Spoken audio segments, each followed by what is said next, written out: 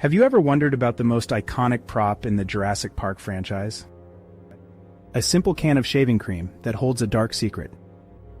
How did this everyday object become a symbol of ambition and treachery?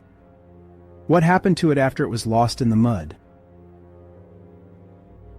The camera's lingering focus on the can suggested it had more to reveal in the sequel, but it was never mentioned again for over 20 years. And just how did it find its way back into the hands of Lewis Dodgson? By the way, fun fact, the original actor who played Lewis Dodgson is now in jail. All these questions will be answered by the end of the video. Please help the channel by watching the video all the way to the end. Most YouTubers mistakenly believe that likes make a video go viral, but it is in fact the watch time duration. Anyway, enough of that, let's begin. The story of the Barbasol can begins in the original Jurassic Park film, released in 1993. It first appears when Lewis Dodgson, a corporate espionage agent, meets with Dennis Nedry, the disgruntled computer programmer of Jurassic Park, in San Jose, Costa Rica. Dodgson hands Nedry a modified Barbasol can, which looks like an ordinary shaving cream can, but has a secret compartment designed to hold up to 15 dinosaur embryos. The plan is simple. Nedry will disable the park's security systems, steal the embryos, and deliver them to Dodgson for a hefty reward. Dodgson demonstrates the can's capabilities by showing how the bottom screws off to reveal the hidden compartment. He even sprays some shaving cream on Nedry's hand to prove that the can functions normally. Nedry is amused and impressed, seeing this as his ticket to a better life. However, things quickly spiral out of control. Nedry successfully shuts down the park's systems, creating chaos and giving him the opportunity to steal the embryos. He places them in the Barbasol can and begins his journey to the East Dock, where he plans to meet Dodgson's contact. However, a torrential rainstorm causes him to get lost. In his haste, Nedry crashes his jeep and encounters a Dilophosaurus, a dinosaur that spits venom.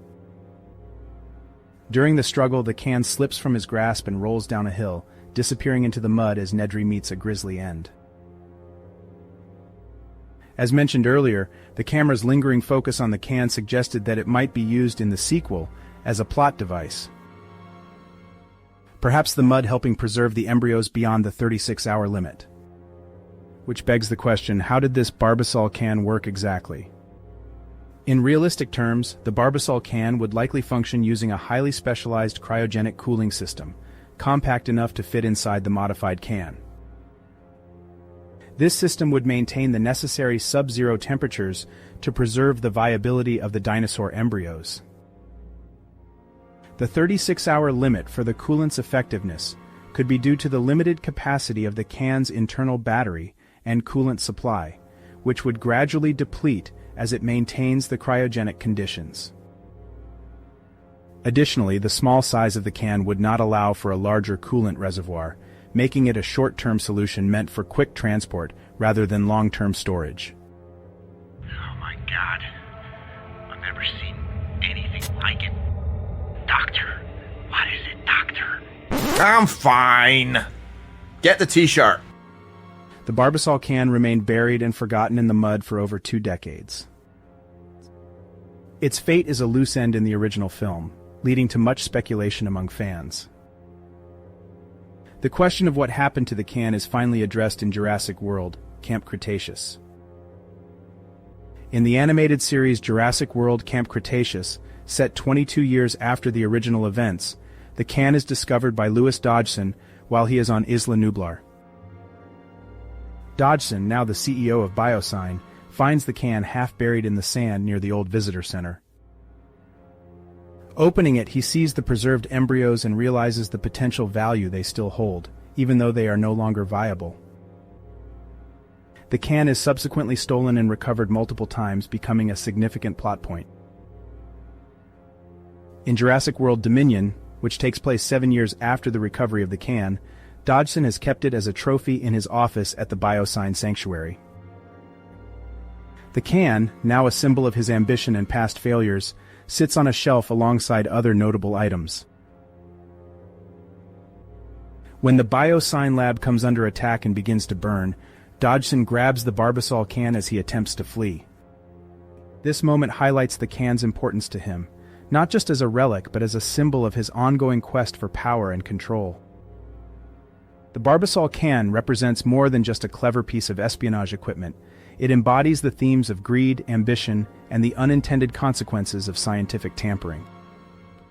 For Dodgson, it signifies the start of his journey to challenge InGen and control the future of genetic engineering. For the audience, it serves as a reminder of the fine line between genius and folly. As we look back at the journey of the Barbasol can, several intriguing questions arise. What secrets did the embryos hold? Why did Dodgson go to such lengths to recover the can if the embryos were likely damaged? And how will its legacy continue to influence the Jurassic World universe? These questions add layers of depth to the franchise, keeping fans engaged and speculating. But if you really think about it, recovering the Barbasol can doesn't really make sense when considering the context of Jurassic Park's sophisticated laboratories. These labs, where Nedry originally stole the embryos, would have housed the embryos in far superior cooling conditions, utilizing advanced cryogenic technology designed to keep them viable for extended periods. The Barbasol can, with its limited 36-hour coolant capacity, was a makeshift solution for a quick transport, not a long-term storage option. Given the advanced facilities and proper storage methods available in the labs, the embryos in the can would likely be redundant, as any recovery mission would logically focus on the more securely preserved embryos within the lab's high-tech environment. Stay tuned for more exciting revelations as the story of the Barbasol can and the Jurassic World universe continues to unfold. The rich history and intricate details of this iconic franchise promise to keep fans engaged and speculating for years to come. As new installments and spin-offs emerge, the legacy of the Barbasol can and its impact on the Jurassic World narrative will undoubtedly continue to be a focal point of intrigue and discovery. If you enjoyed this video, make sure to subscribe to our channel for more fascinating insights into the world of Jurassic Park. We delve deep into the lore, behind-the-scenes stories, and the science fiction that makes the Jurassic Park franchise so captivating. From character analyses to plot theories, there's always something new and exciting to explore.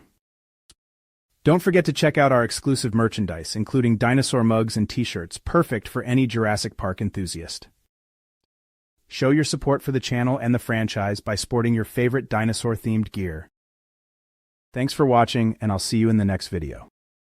For now, enjoy these super crisp 8K dino clips.